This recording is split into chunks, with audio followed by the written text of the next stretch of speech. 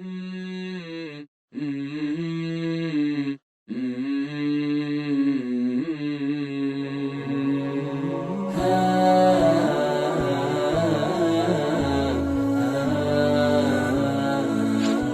اللہ الرحمن الرحیم۔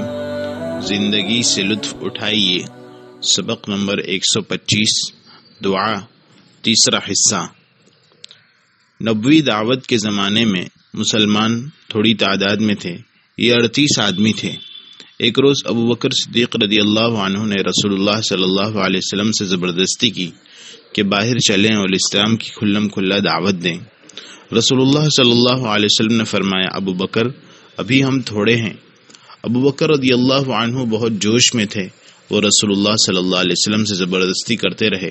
آپ نے 38 مسلمانوں کو جمع کیا اور ان کے ساتھ باہر نکلے۔ مسجد حرام یعنی خانہ کعبہ میں آئے، ہر آدمی اپنی قوم کی مجلس میں گیا۔ ابو بکر رضی اللہ عنہ سب کے سامنے کھڑے ہوئے اور اسلام کی حقیقت بیان کرنے اور بتوں کی برائی بیان کرنے لگے۔ مشرکین مسلمانوں پر پل پڑے، انہوں نے مسجد کے کونوں میں پھیل کر مسلمانوں کو پیٹنا شروع کیا۔ مشرکین کی تعداد زیادہ تھی، مسلمان تتر بتر ہو گئے۔ مشرکین کی ایک ٹولی ابو بکر رضی اللہ عنہ پر حملہ کرنے لگی اور انہیں سخت مار ماری، وہ زمین پر گر پڑے۔ فاسق عتبہ بن ربیعہ آیا اور اپنے پیوند لگے ہوئے چمڑے کے جوتوں سے ابو بکر رضی اللہ عنہ کے چہرے پر مارنے لگا، پھر ان کے پیٹ پر کھڑا ہو گیا۔ ابو بکر رضی اللہ عنہ کے چہرے سے خون بہہ رہا تھا، چمڑی جگہ جگہ سے پھٹ گئی تھی، ناک نقشہ سمجھائی نہیں دیتا تھا۔ ابو بکر رضی اللہ عنہ کے قبیلے بنو تمیم کے لوگ بھاگم بھاگ آئے، لوگوں کو ہٹایا اور ابو بکر رضی اللہ عنہ کو ایک چادر میں اٹھا کر گھر پہنچا دیا۔ انہیں یقین تھا کہ ابو بکر رضی اللہ عنہ زندہ نہیں رہیں گے۔ بنو تمیم کے لوگ واپس مسجد میں آ گئے اور سب کے درمیان اعلان کیا کہ واللہ اگر ابو بکر رضی اللہ عنہ وفات پا گئے تو ہم عتبہ بن ربیعہ کو بھی زندہ نہیں چھوڑیں گے۔ اس کے بعد دوبارہ ابو بکر رضی اللہ عنہ کے گھر آئے، وہ بے ہوش تھے، کچھ پتہ نہیں تھا زندہ بھی ہیں کہ نہیں۔ والد ابو قحافہ اور قوم کے لوگ چارپائی کے گرد کھڑے انہیں ہوش میں لانے کی کوشش کر رہے تھے۔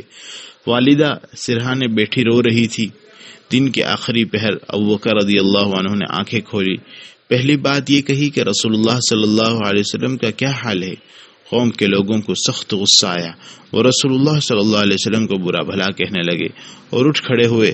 جاتے جاتے ابو بکر رضی اللہ عنہ کی والدہ سے کہا، اسے کچھ کھلا پلا دیجیے گا۔ والدہ اصرار کرنے لگی کہ کچھ کھا پی لو۔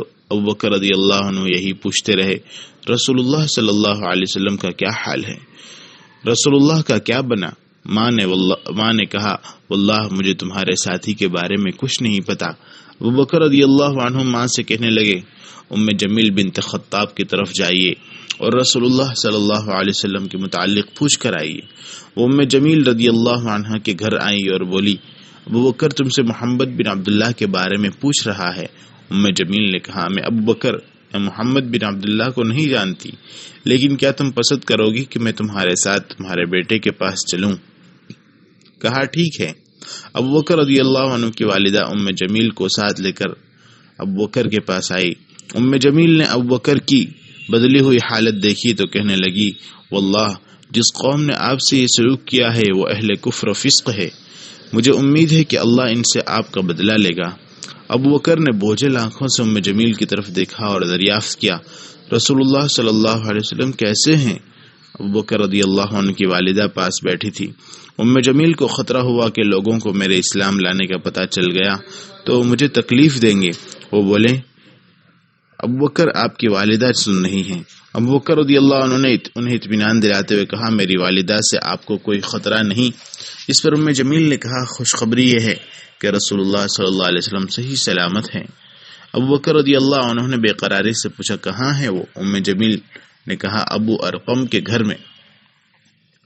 ابو بکر رضی اللہ عنہ کی والدہ نے التجا کی، تمہیں اپنے ساتھی کا حال معلوم ہو گیا، اب کچھ کھا پی لو۔ ابو بکر رضی اللہ عنہ نے جواب دیا، اللہ کی قسم میں اس وقت تک نہ کچھ کھاؤں گا اور نہ پیوں گا جب تک رسول اللہ صلی اللہ علیہ وسلم کو ان آنکھوں سے نہ دیکھ لوں۔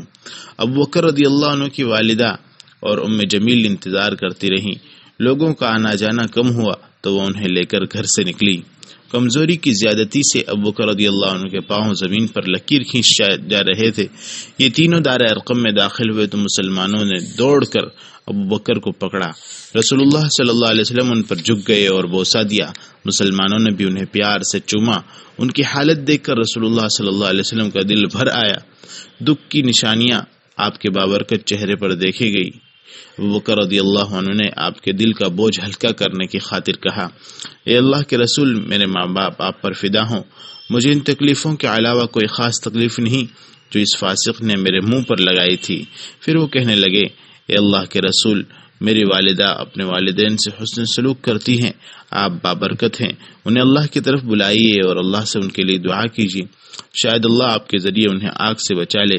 رسول اللہ صلی اللہ علیہ وسلم نے ابو بکر رضی اللہ عنہ کی والدہ کے لیے دعا کی اور انہیں اللہ تعالیٰ کی طرف بلایا۔ وہ فوراً ایمان لے آئی۔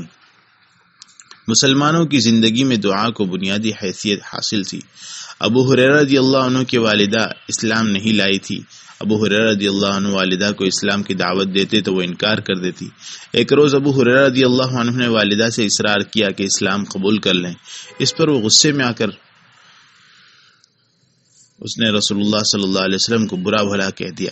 ابو ہریرہ رضی اللہ عنہ بہت رنجیدہ ہوئے اور روتے روتے رسول اللہ صلی اللہ علیہ وسلم کی خدمت میں گئے اور عرض کی، اے اللہ کے رسول، میں اپنی والدہ کو اسلام کی دعوت دیتا رہتا ہوں اور وہ انکار کرتی رہتی ہیں۔ آج پھر میں نے انہیں اسلام کی طرف بلایا تو انہوں نے آپ کے بارے میں غلط باتیں کہیں۔ اے اللہ کے رسول، اللہ سے دعا کیجیے کہ وہ ابو ہریرہ کو اسلام کی ہدایت دے۔ رسول اللہ صلی اللہ علیہ وسلم نے ان کے لیے دعا کی۔ ابو ہریرہ رضی اللہ عنہ گھر لوٹے۔ دروازہ کھولنا چاہا تو وہ بند تھا۔ دستک دینے پر والدہ نے دروازہ کھولا اور ساتھ ہی کہا، اشہد ان لا الہ الا اللہ و اشہد ان محمد رسول اللہ۔ ابو ہریرہ رضی اللہ عنہ نے یہ کلمات والدہ کی زبان سے سنے تو فوراً واپس ہو کر رسول اللہ صلی اللہ علیہ وسلم کی خدمت میں آئے۔ ان کی آنکھوں میں خوشی کے آنسو تھے۔ انہوں نے کہا، اے اللہ کے رسول، خوش ہو جائیے، اللہ نے آپ کی دعا قبول کر لی۔ یوں ابو ہریرہ کی نیک بخت والدہ کو اللہ نے اسلام کی ہدایت دی۔ ابو ہریرہ نے عرض کی، اللہ کے رسول، اللہ سے دعا کیجیے کہ وہ اپنے مومن بندوں کے دلوں میں میری اور میری والدہ کی محبت ڈال دے اور انہیں ہمارے لیے محبوب بنا دے۔ رسول اللہ صلی اللہ علیہ وسلم نے دعا کی، اے اللہ اپنے اس پیارے بندے اور اس کی والدہ کو اپنے مومن بندوں کا محبوب بنا دے اور مومنین کی محبت ان کے دلوں میں ڈال دے۔